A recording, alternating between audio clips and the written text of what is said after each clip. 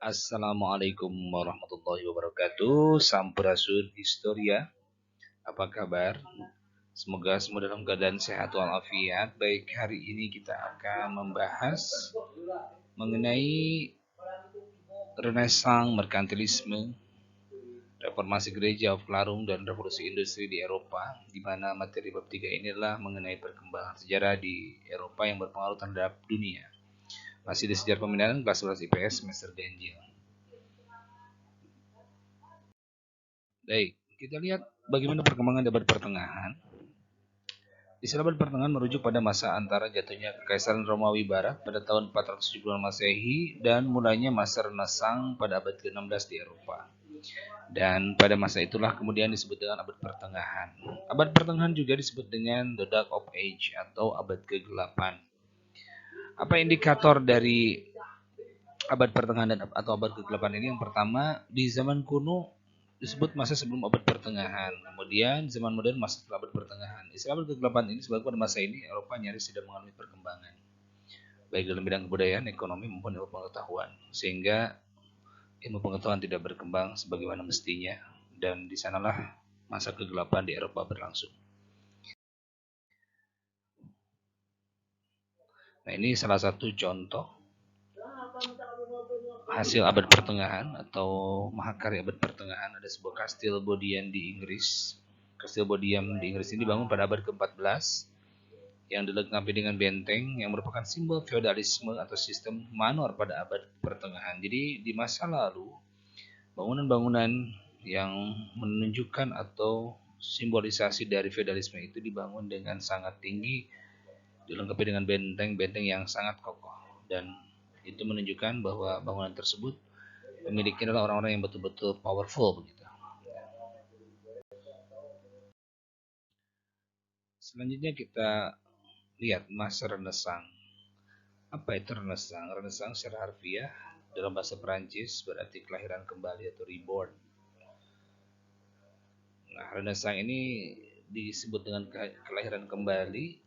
Apa yang lahir kembali, apa yang hidup kembali? Dua hal yang hidup kembali dan lahir di masa itu adalah kebudayaan Yunani kuno dan kebudayaan Romawi kuno, di mana di masa lalu peradaban Yunani dan Romawi pernah mempengaruhi dan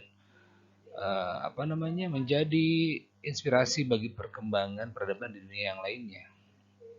Kemudian di masa inilah orang-orang yang giatan tekun mengolah kembali dua kebudayaan klasik, dan orang-orang itu yang kemudian disebut dengan kaum humanis. Jadi orang-orang yang bergerak dalam atau tekun mengolah kembali kebudayaan klasik Yunani dan Romawi disebut dengan kaum humanis. Ini beberapa tokoh humanis yang hidup di masa itu. Pertama ada Petrarca, ada Erasmus, ada Thomas More, Cervantes, Rabelais, dan lain-lain.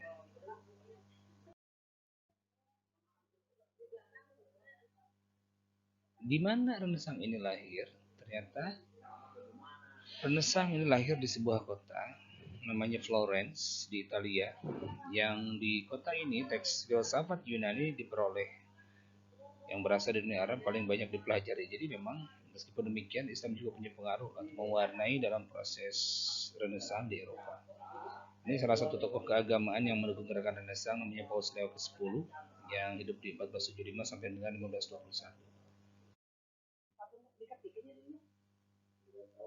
Apa faktor-faktor yang melahirkan gerakan Renaissance? Kita lihat faktor penyebabnya. Pertama, adanya atau lahirnya banyak kelas menengah baru. Kemudian munculnya kelas menengah baru ini dan kota-kota dagang yang makmur itu mengubah cara pandang orang terhadap kehidupan di dunia.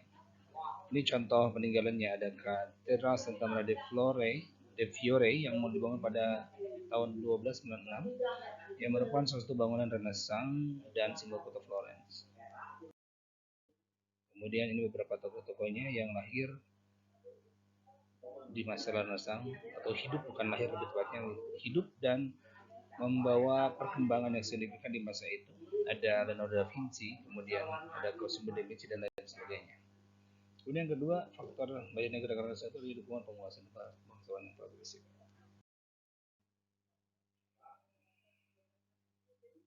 Berikutnya ada kenyataan pahit abad pertengahan, di mana kondisi kemiskinan yang merakyat pada abad pertengahan khususnya dari itu muncul dari Renaissance, kemudian jatuhnya Konstantinopel ke tangan dinasti Ottoman, dan penemuan mesin cetak pada tahun 1464 yang ditemukan oleh Gutenberg dari Main, Jerman. Oke, baik. Untuk sementara mengenai Renaissance saya kira cukup sekian. Nanti kita akan lanjutkan kembali dalam video berikutnya. Terima kasih atas perhatiannya. Assalamualaikum warahmatullahi wabarakatuh. Yes, sir ya.